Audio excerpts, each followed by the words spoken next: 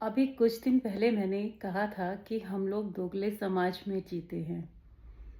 और एक बार फिर मेरी ये बात चरितार्थ हो रही है और मैं इसको अभी साझा करूँगी अपने सभी नियमित पाठकों के साथ, श्रोतागणों के साथ कि कितने दोगले समाज में हम लोग जीते हैं।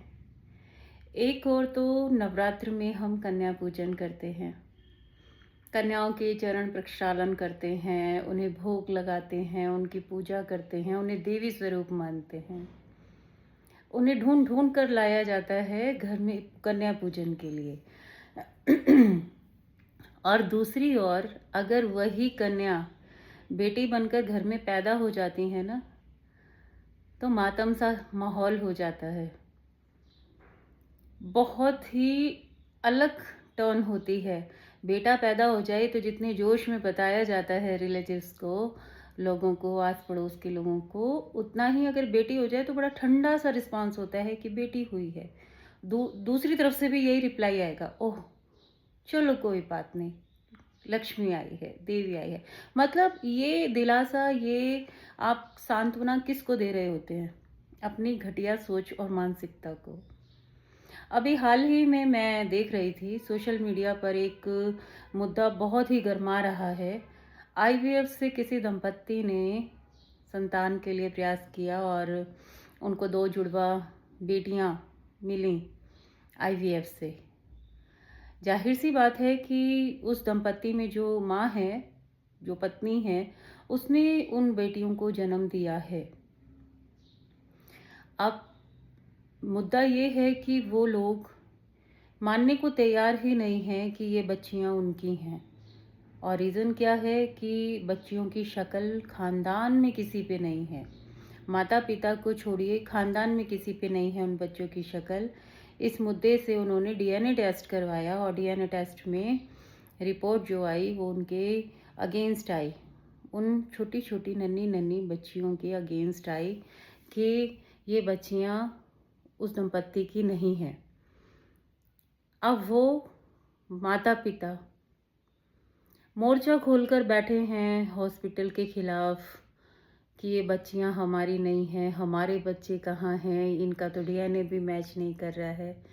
पहली बात तो ये है कि आईवीएफ से जो बच्चे पैदा होते हैं उसमें ज़रूरी नहीं होता है कि वो बच्चे अपने ही पिता के संतान हो। मतलब जो उनको जन्म दे रही है माता, उसके हस्बैंड से ही हो। क्योंकि आईवीएफ क्या है ये सभी को पता है। उसमें किसी का भी सपोर्ट ले सकते हैं जो डॉक्टर होते हैं। और ज़्यादातर तो पेरेंट्स की सहमति से होता है। कई बार वो पेरेंट्स की सहमति ना भी हो तो ये आईवीएफ तो है ही क्या। साइंस की ये जो टेक्निक है इसको डिटेल में बताना मैं ज़रूरी नहीं समझती। Everyone know about this very well. Well, ये बहुत ही मतलब एक घटिया सा कॉन्सेप्ट लेकर बहुत ही ज़्यादा हाईलाइट ये मुद्दा हो रहा है। और सबसे बड़ी बात ये है कि जिस घर में जिस माँ ने वो बच्चियों को पैदा किया है वो भी कह रही है कि ये तो बच्चियां मेरी नहीं हैं। लेकिन कहते हैं कि जो भी समस्या उत्पन्न होती है तो उसका कोई ना कोई सॉल्यूशन निकाला जाता है।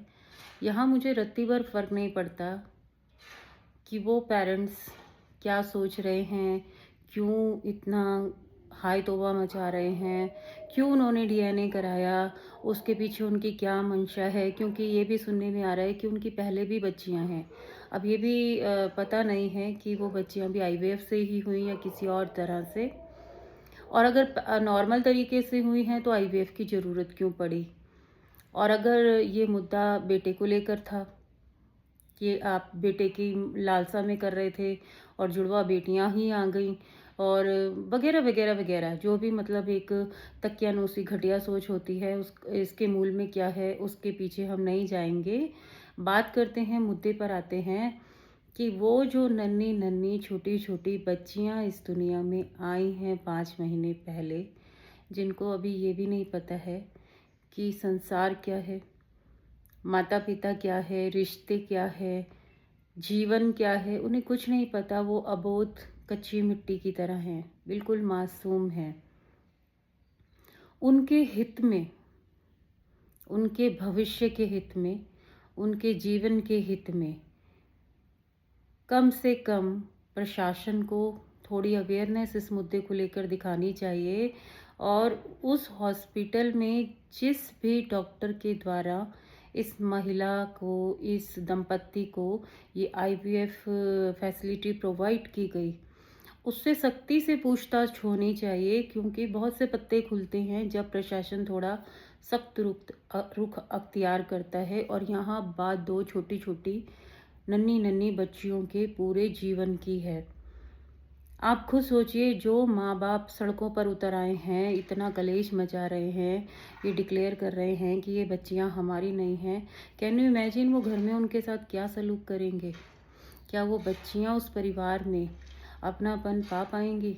क्या वो माँ बाप उन्हें माँ बाप की तरह जस्टिस दे पाएंगे? वो बच्चियाँ एक परिवार में रहते हुए भी एक अनाथ से बदतर जिंदगी जिएंगी। उन बच्चियों के लिए प्रशासन को हरकत में आना चाहिए और दूध का दूध, पानी का पानी किया जाना चाहिए। इनकी ही वो बच्चियां हैं, ये जो दंपत्ति हाय तौबा मचा रहा है, मोर्चा खोलकर बैठा है, इन्हीं की वो बच्चियां हैं, या सच में इनकी बच्चों को बदला गया है? वॉट एवर जो भी है, वो सच्चाई बहुत जल्द सबके सामने आनी बहुत ज़रूरी है उन बच्चियों के हित में, क्योंकि उन बच्चियों का पूरा भविष्य दांव पर लगा है। कितना संवेदनशील ये मुद्दा है। सोचो कि दो छोटी छोटी बच्चियां, उनके खुद के जो माँ बाप हैं, उनके माँ बाप कह रहे हैं ये हमारी बच्चियां नहीं हैं।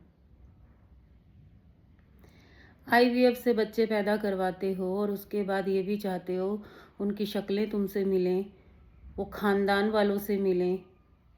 Shame on you.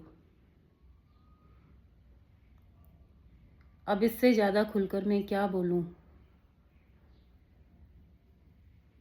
आप लोगों से डीएनए मैच नहीं कर रहा है। जब बच्चों को पैदा किया तब नहीं देखा? खैर, उन छोटी छोटी बच्चियों के हित में कम से कम इस मसले को संज्ञान में लेना बहुत ज़रूरी है और उन बच्चों के साथ न्याय होना बहुत ज़रूरी है। वो इस देश की बच्चियां हैं। उनके माँ बाप भले ही कह दे कि वो उनकी बच्चियां नहीं हैं, लेकिन सच्चाई क्या है? सच में ये उनकी बच्चियां हैं या किसकी हैं? कौन इनके पीछे है? डॉक्टर की कारस्तानी है या वहाँ के स्टाफ की कारस्तानी है? बच्चे बदले गए हैं? जो भी है, वो सच्चाई बहुत जल्द सामने आनी ज़रूरी है, क्योंकि जिस तरह से ये लोग पूरा फोकस इस बात पे किए हुए हैं कि ये बच्चे हमारे नहीं हैं, बदले गए हैं। सोचने वाली बात है कि घर में उन बच्चों को कौन संभाल रहा होगा और उन बच्चों के साथ में क्या सलूक हो रहा होगा। तो प्लीज़ इस मुद्दे को संज्ञान में लेकर ना दूध का दूध, पानी का पानी किया जाना चाहिए। बहुत ही सख्ताई से उस हॉस्पिटल में जो भी है, जिसने भी आईवीएफ फैसिलिटी प्रोवाइड की इन दंपत्ति को, उससे पूछताछ होनी चाहिए और बहुत सख्ताई से होनी चाहिए। और ये शायद एक नसीहत बनेगी उन दंपत्तियों के लिए जो आईवीएफ का सहारा लेते हैं माता पिता बनने के लिए, संतान प्राप्ति के लिए। उन्हें क्या क्या अवेयरनेस की ज़रूरत होगी, क्या उनमें जन जागृति होनी चाहिए, समाज में भी एक लेसन जाएगा। तो ये मुद्दा सॉल्व होना बहुत ज़रूरी है, सिर्फ उन दो छोटी छोटी जो नन्ही नन्ही बच्चियां हैं उनके हित में। सोचिएगा, विचारिएगा, समझिएगा।